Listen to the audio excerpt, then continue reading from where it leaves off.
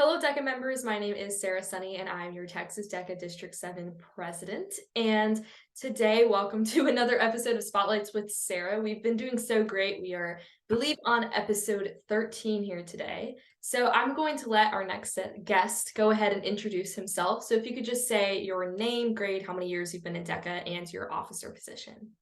Hello, DECA members. I'm Tran. I'm from North Carolina DECA. I've been in DECA for 4 years now, and I am the North Carolina Blue Ridge Region Vice President. So I know that Tyler, you and I have spoken about how North Carolina splits up their officer team amongst regions. So to clarify for some of the new members that might be watching this, can you explain a little bit more about what your job is as Blue Ridge VP? So for my job specifically, I manage the Blue Ridge region, which is like the western part of North Carolina. So I manage two different districts. We're split up with 5 regions, 10 districts, and I manage District 9 and 10 within the Blue Ridge region. Okay, so with that being said, the whole purpose of Spotlights with Sarah is to really talk about each guest's DECA journey. So go ahead and explain where you started, how you got to the point that you are today. And obviously, Tyler, you've created some amazing connections with members and officers from across the world. I mean, we've talked about a lot of this stuff, but one of the things that we were speaking about is how you do try to interact with as many people as you possibly can via social media, Mhm. who are known as the Slay Boys. So if you could talk about how not only you got to a place where you were comfortable to contact people that you might know, but also just how you earned your way up to your position. Yeah, so when I first got into high school, I always like to reach out, trying to. I was always the talkative kid, and DECA was another way for me to talk to more people. I always love meeting new people, meeting people across the state, and even like DECA trips. Like one of the first DECA trips I was on was the Sports Entertainment Marketing Conference, and that was such a fun trip because I met so many random people, and and I'm still friends with them to this day. And they're like, some of them are like in their 20s now, which is kind of crazy now that I think about it. But um, that was the reason I really started like interacting, talking to more people, and really got invested in DECA because I love people. Like the members is what makes DECA. Without members, there wouldn't be DECA. Right. For sure. And I think I know that sometimes when we're in these officer positions and we don't necessarily see the direct impact of everything that we do because we're always managing. I feel like our job is to, especially, I mean, relatively similar in the sense of that you're talking about districts here, you're ahead of a region. And for me, it's D7. But with that being said, I'm constantly kind of looking at sometimes, okay, what can we do to prepare for district CDC or state CDC, or what are we going to bring? But sometimes you don't get the opportunity to talk to every single member.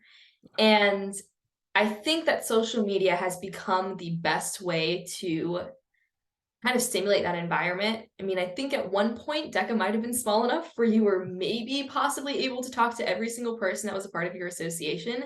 That's definitely not the case anymore. So social media has definitely done that. And with that being said, what are some of your highs and lows or struggles that you've had a part of DECA? Because every single member goes through a lot of different things throughout their journey, and I think it'd be interesting to hear your insight on that. So my biggest lows is like my role plays. Like I've always struggled with role plays. I've never like did good.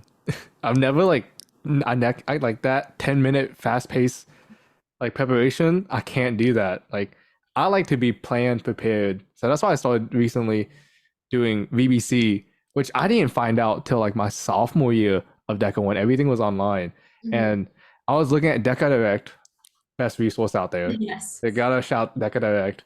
And they was like, oh, you could register for this virtual business competition.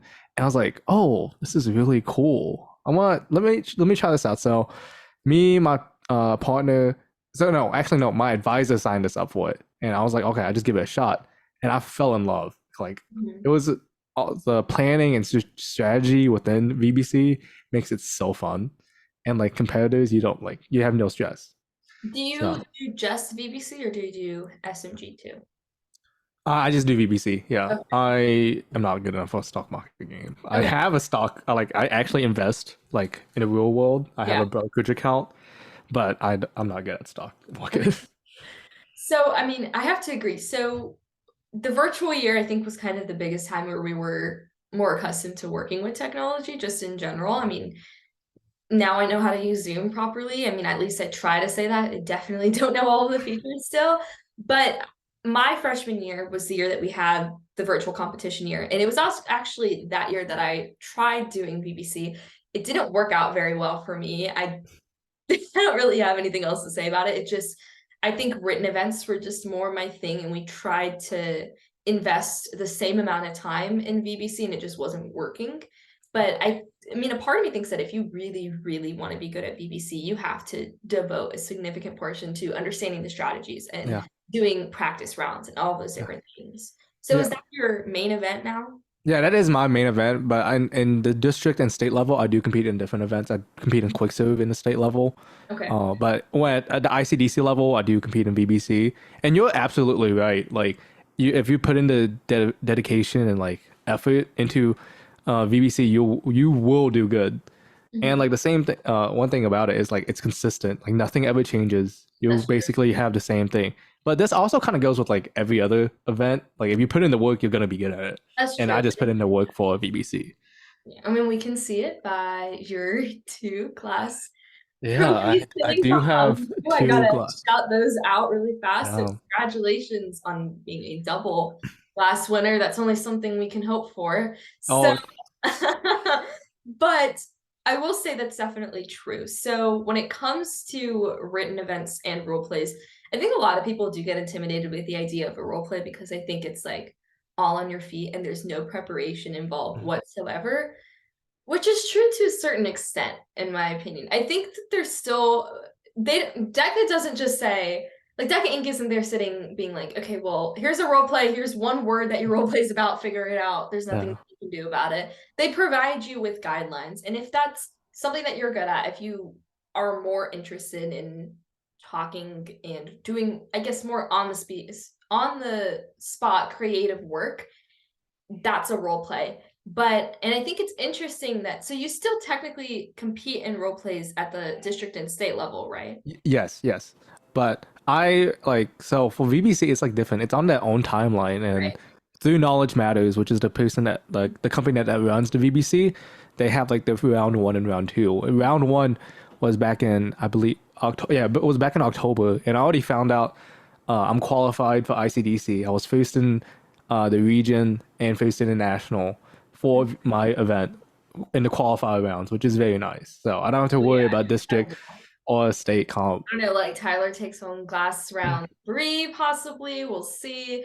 But so as far as the timetable, it's interesting because I know that like at our school, there are some competitors in BBC or yeah, BBC or stock market, because they're technically both on different timetables Mm, that won't really compete in anything else because they have decided to go that route and then they don't go to district CDC or anything like that. But obviously, I think it's especially if you're a first year member, maybe doing another event with those kind of helps you to branch out and see what you're interested in. Because I didn't know if I was going to like written events. I kind of just tried it and it worked out for me, but it mm. doesn't work out for a lot of people. I think that's, and a lot of people forget about the virtual events Yeah, a lot because of people. they're overshadowed with us always Mm. talking about role plays and written. I completely agree. But one thing that's very nice, it's most like role plays and role plays and VBCs and written events. They're always on a different timeline, so you can try multiple things. It's just you got to put in the work. Right. And yeah, I mean, that's kind of the way it goes, I think. And I know that, like we say, you can only compete in one at ICDC. And so people are Mm. like, "Oh, well, I think the problem is when people are in groups. When they're Yeah. in a team with three, say they're a group of three, and they're competing in a written event that obviously lets you have up to three people, and then they've decided, okay, I'm also going to compete in a VBC or and SMG or something else or whatever that looks like. Mhm. I think the problem comes when they either do it by themselves or they do it with a different group of people. Mm. Because say you do qualify for both, then you're kind of Yeah. stuck in a situation where am I going to ditch my team Mhm. or which team am I actually going to ditch in that sense? Yeah. The benefit to written events, though, is that technically, I believe these are the rules. You can compete in, except for team decision making, you can compete in written events if your partner isn't there. Like Funny. it just can't come back into the competition. Mm. So I don't know, just to point that out there, if people are interested in maybe doubling up in events, I guess they can't do it this year Yeah. anymore, but next year or whatever that looks like, maybe doing the same team or deciding to go solo in both Oh, ways kind of allows you to not let one person down. yeah. I feel like the best thing though is like you have more opportunities to get glass. Like That's you so have options, you have choices. You can pick which one you're actually good at. Like let's say hypothetically, I win at the state level for a quick sub restaurant. I could choose either I could choose quick sub or choose VBC. I'm gonna choose VBC because I know I have a higher chance of getting glass rather than Mhm. getting glass with quick serve. But So it gives you it's the opportunity yeah, to make that yeah, decision for yourself. yeah. And that's always been in it. Like every single like year, I always think about like, am I gonna do it this year? Mm, Because you do get a little bit nervous when you don't have another event sometimes. But I know that one thing that I not every school has this, but if your school has an SBE and you have the opportunity to potentially be one of the people that represents your school at ICDC for that, take that advantage. If yeah, like you haven't, if you're say an alternate in your event for ICDC and you didn't exactly qualify and you really want to go, but maybe you want to compete and you don't want to do an academy spot or whatever it looks like, take advantage of your school store and talk to your yeah, advisor. That's another one that like yeah, people forget about. They just yeah, don't realize that it's a competition thing. So yeah, we've talked a lot about competition though. yeah. So with that being said, and I feel like I've said that word 5 times, but moving on, what is it like being an association officer? Because it takes up a large portion of your time, I'm assuming. And so with that, oh my gosh, with that being said, what is it? How do you manage your time between DECA and some of the other things that you're a part of? So I don't do much other things other than DECA. I basically my life is DECA, but I do other things. Like I gotta focus on school. Like at Right. school is priority. Like right Mhm. now, college app season, or like right now it's like more like scholarship app season. I've been focusing on that, but it really depends. You have to manage your time. You have to. I've learned so much time management this year becoming a state officer. Like before, I was like procrastinating on everything, but Mhm. now I'm like better at it. Like I put like even more things into my life. Like I started going to the gym. Like I dedicate like scheduling. Scheduling is like the best thing I've ever done. Like Mhm. I started using a calendar. Like before, I would never use my phone calendar, but now I like keep dates. I put on dates, like see what days I'm gonna do, and like keep track of that. Like keeping track of what you're doing and what you will do helps a long way. Like even just writing down like notes. Like one of the best things I do is like this is a gym thing, but like I write down every workout and like exercise and how much I do, and like I keep track of that. And I since that with that I use that with like basically schoolwork. I track down what am I missing for which assignment, how long has it been late, how overdue, and even college apps, college and scholarship apps. I have like a spreadsheet of like when is it due, how much it is, and how much work that is needed. So it's you gotta definitely plan. Planning and scheduling is how I manage my time. Right. And I do think that any higher level DECA position does prepare you to kind of be a bit more disciplined, in my opinion. Like, I know for a fact that before getting district office, I probably wouldn't have been the type of person who would like if I had a spotlights episode in the morning, I set an alarm and I wake up and I do it. Whereas like before I would have been like, oh, it's okay. Or I would have been, let's move it to a different time. And I wouldn't have had the discipline to wake up on my own and say, okay, I'm going to go ahead and make sure that this gets done. So for sure. And it just kind of comes with the whole idea of being prepared for the future.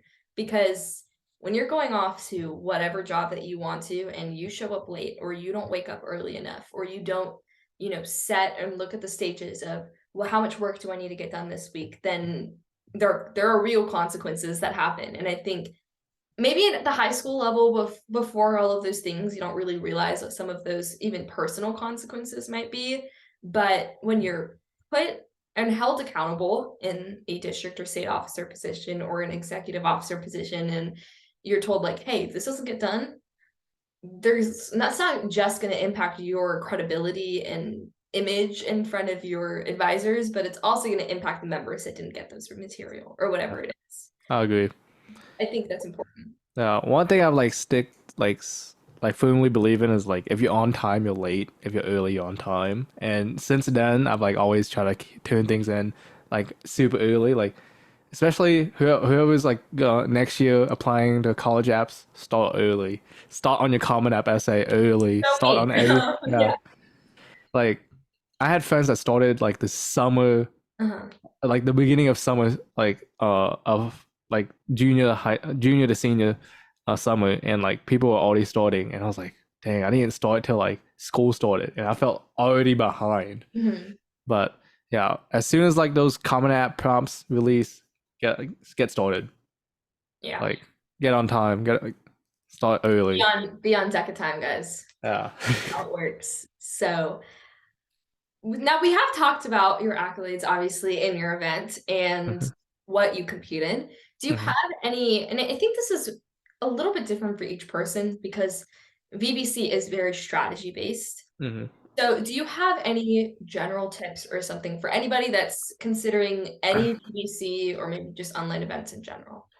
Honestly, the my best like my personal advice: reach out to people. Reach out to people to like get help. Like there's been resources like Reddit. Like I didn't know there was a DECA Reddit till I found like started doing VBC. Like I didn't know there was a DECA Reddit, a DECA Discord, like all those things. Like if you reach like going and ask for somebody for help is like the best thing you can do. Like the worst they can say is no, and then the best thing is they give you actual advice. So that's my advice. And um another thing is like keep track of what you're doing. Like the VBCs, they don't tell you what you did last time. So you gotta like keep track of every single thing you did. Make like keep track of all the changes you did.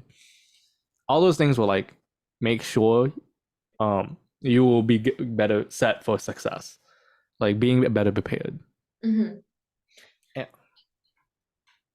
That goes for every single thing competition event in DECA. I know for a fact that I don't know if I've responded to every single one of these yet, but there have been quite a few messages from members that have asked about some tips regarding startup, which I think is always it's a little bit different for a startup than it is for maybe a BBC because the strategies themselves don't necessarily change year to year for BBC. Like you said, they're pretty, standard, and every year you just do it all over again. But Yeah. for startup, every single year it's very personal. It's very much about what your business looks like. How are you approaching that? What are you catering towards? So when I get asked for tips regarding startup, I feel like I always need to know more than people first let me know. So be conscious about what event you're competing into. Yeah. Because if you're going to reach out to somebody for the first time and I don't mean this in a negative way, but if you want them to provide you with feedback and you want them to help you out, and again, the worst thing they can say is no, or whatever, or they don't respond, or whatever that looks like. But it's always better to send more information. I've learned that the hard way, even Yeah. when I was a freshman reaching out to teams for the first time. And it happens like people do it all the time. They reach out. Just make sure that if you know that your event is startup, or if you know your event is innovation planner, those are very similar, and you have a business idea and you're asking about, hey, what can I do to make this better? Tell them your business idea. Don't just say, what are some tips in startup? Because I could say, well, it depends on what is your company? Is it medical? Is it automotive or whatever? And all of those things regard a very different mindset, in my opinion. So Yeah. that's just kind of important as well. I've seen it happen to like even groups at Wakeland, they'll be contacting officers, like different officers that aren't their particular officer. And they'll reach out, but the officer has no idea what they're talking about because Mhm. they haven't shared their paper if they want feedback, or they Mhm. haven't told them what they're doing. So it's important to just make sure that you're providing the most information that you can to get that adequate feedback. Yeah, being concise is so important. Like It you is have though. to like yeah, you have to like actually know what you want to get what you want. Yes. The generalized statements, if you send a general statement, you're going to get general feedback.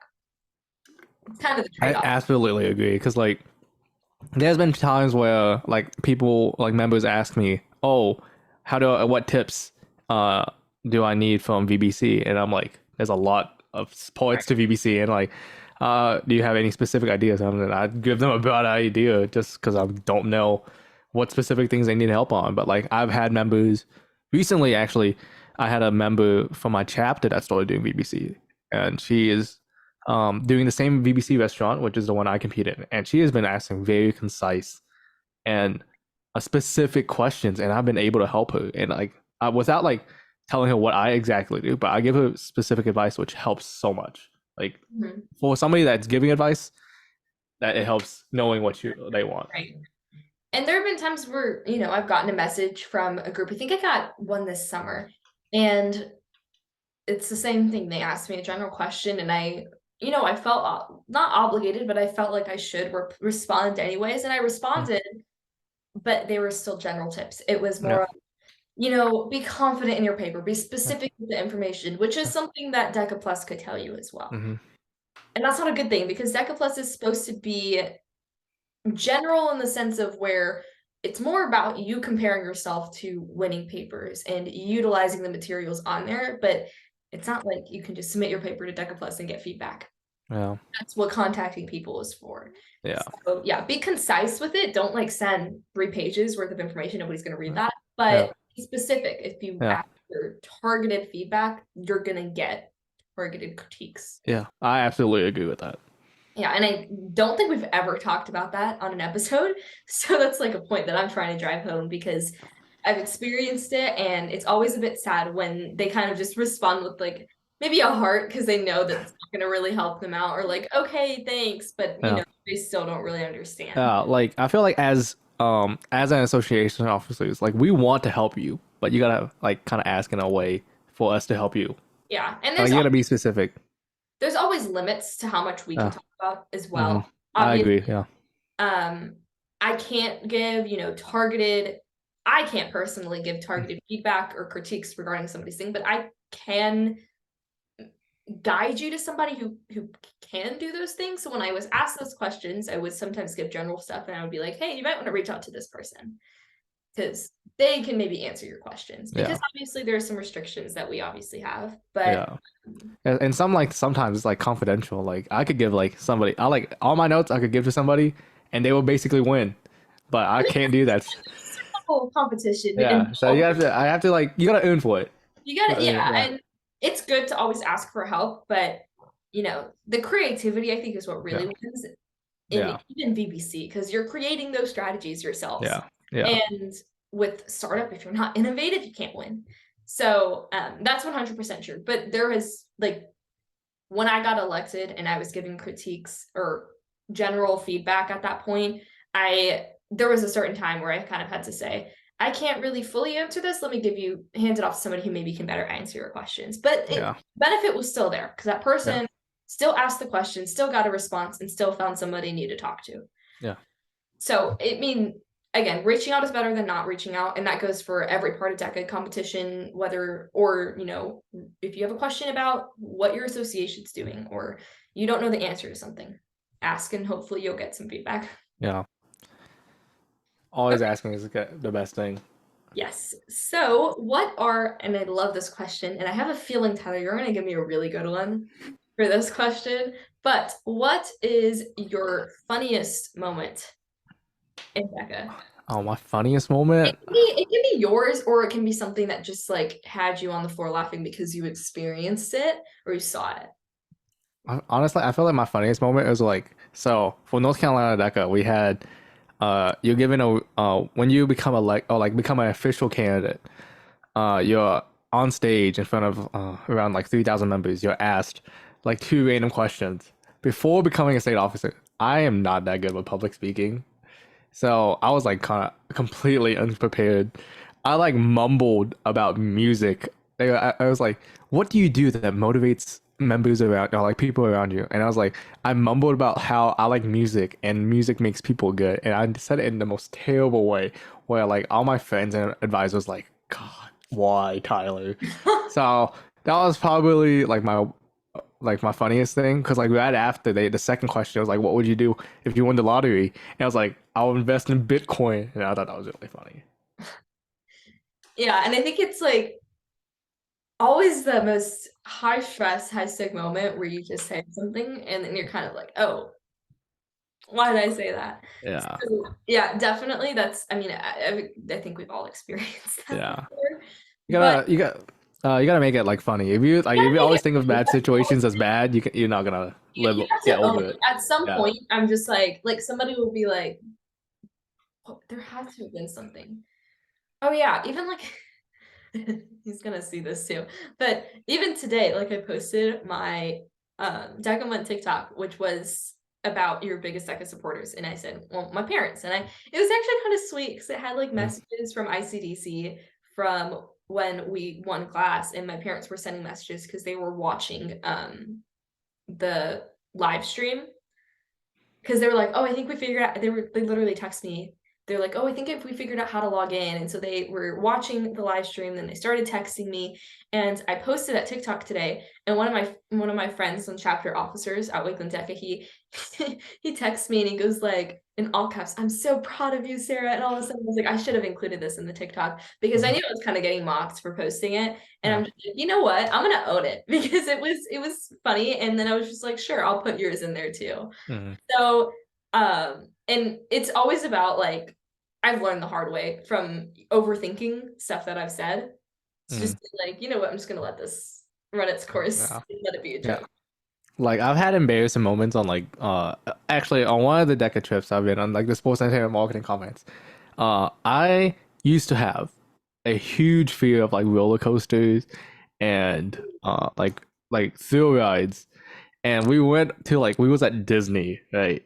Right. And we rode Tower of Terror, if you know what that is. It's the Yeah. thing where you like get dropped inside the Yeah. hotel. I got off. I started crying for like 30 minutes. I literally was like balled up, like feet, like holding my legs.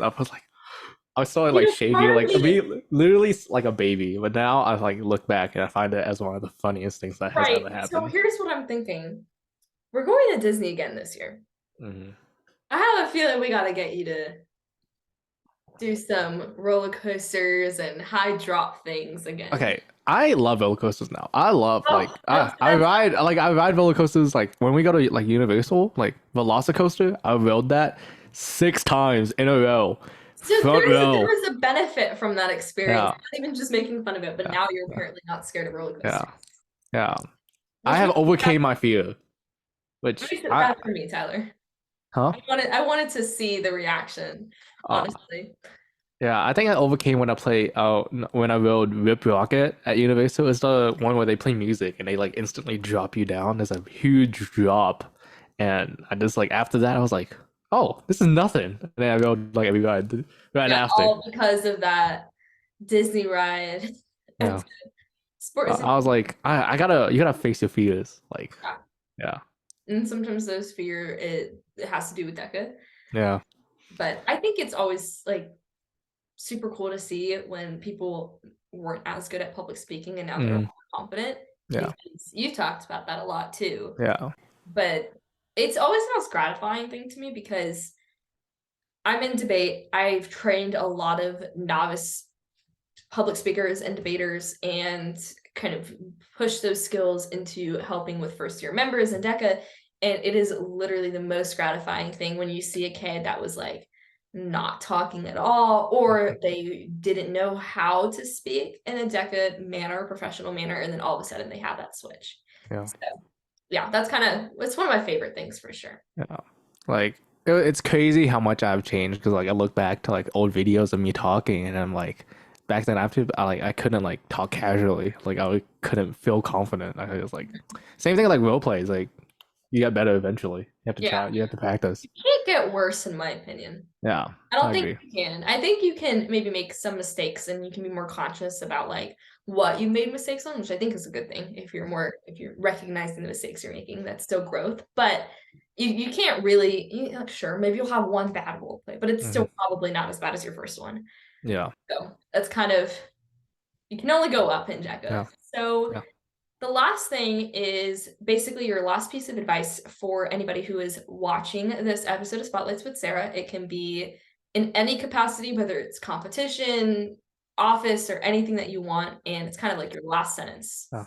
My advice to all DECA members is step out your comfort zone. Like, if you don't step out your comfort zone, you're not gonna experience anything. You might not find out somebody who's like a great friend. Like, for example, for me, I've met like so many great new people because I reached out and talked to them. Like, just don't wait for people to come to you. Like, you gotta put yourself out there and oh, just dropped a bottle of water. Um, and like try new things. Like like for another example, me, I did VBC. I tried a new thing, and look where I'm at now. I got Yeah. 2 glass. So I feel like that apply like stepping out your comfort zone applies to so many different things, and that is honestly the most beneficial thing that has happened to me. And it's great for other people to reach out. Like, don't be the same old boring person. I think that's the best way to end this. But obviously, one of my favorite things to say is step out into the spotlight Mm-hmm. because I mean DECA is kind of your moment to shine, and I think we Mm-hmm. forget about that. But like for me, when I joined, I was like, oh my gosh, well, like part of us all loves to have a little bit of attention on us, and Yeah. when you have the ability to go out in front of a judge and have your moment of spotlight and enjoy and immerse yourself in those however 10 15 minutes, or if you're doing BBC in that moment when you are actually actively playing and doing your strategies, you feel like everything's great. And then if it turns out your way and you end up with glass and you're Mm-hmm. literally in the spotlight, then I mean it all works out. So yeah, definitely do all those things, and again, be your best DECA self because DECA is there to support you. It's there Yeah. to, you know, help you reach a lot of the goals that I never thought were possible for me. So, and I'm sure you can probably speak to that as well. Yeah, one of the best things I like to listen to is like take every opportunity that's given to you. Like if you don't take that opportunity, you might miss something huge. Yeah, for sure. And it doesn't matter how big or small the Yeah, opportunity is. yeah. So yeah, absolutely. I don't know how else we can end off this episode a better way. So thank you guys so much for watching episode 13 of Spotlights with Sarah, and I will see you guys in the next one.